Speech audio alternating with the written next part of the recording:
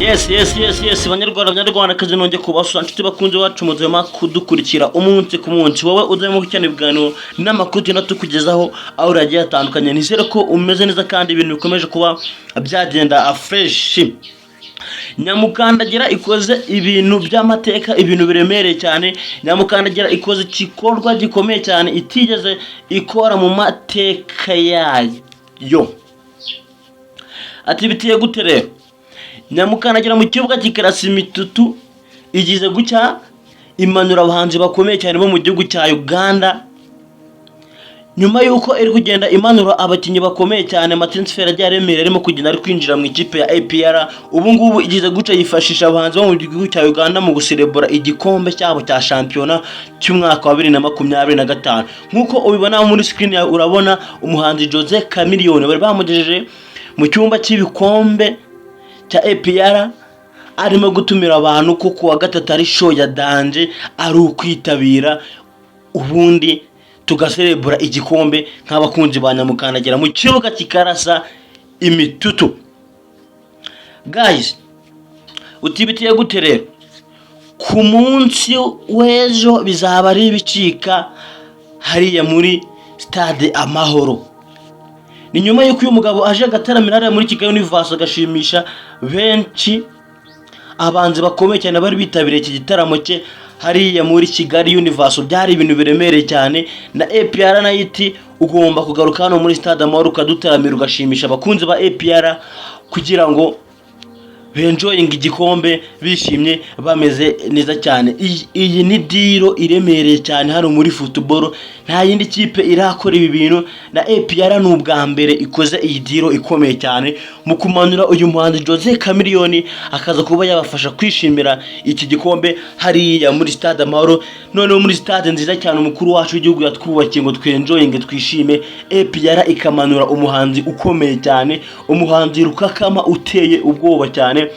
Ni ibintu abantu benshi bakomeje kwishimira ku mbuga nkoranyambaga zigiye zitandukanye, haba hano iwacu Rwanda ndetse no mu gihugu cya Uganda. Nta yindi nkuru irimo kuganirwaho usibye iyi show ya danje izaba ku munsi w'ejo, irimo kugenda igarukaho n'ibitangazamakuru bigiye bitandukanye. Ibitangazamakuru biremereye cyane biri gukomeza kugaruka kuri Club Giant ikoze diro ya danje mw'abantu mwe.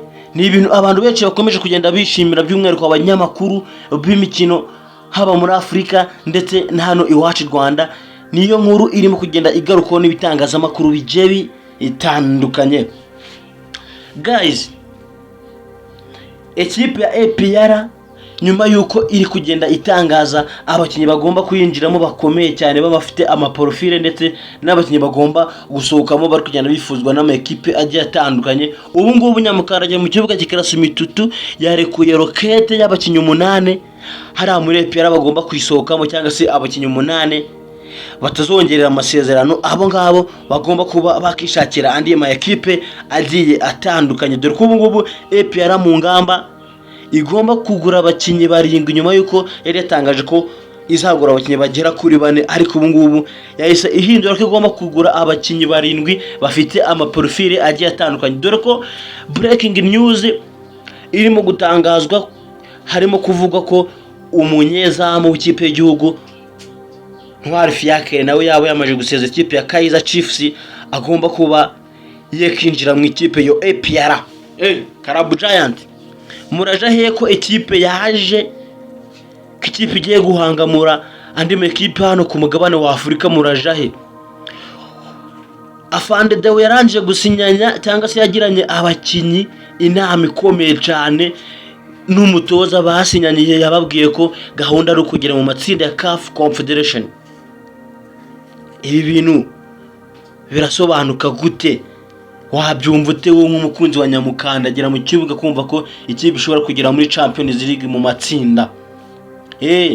Ibintu biraremereye cyane rero. Ku munsi w'ejo mugura amatike muzitabire muri stade Amahoro tuza kwirebera match ndetse tunaserebura igikombe cya shampiyona. Reka bashime rero mwe tubanye muri iyi breaking news iragezweho muri aya masaha. Mukomeze kugira byiza, Imana ibarinde, ndabakunda cyane. Kadusubire ku munsi w'ejo n'amakuru azabagezweho. Nge mwari kumwe nitwa Pacifique. Ciao ciao.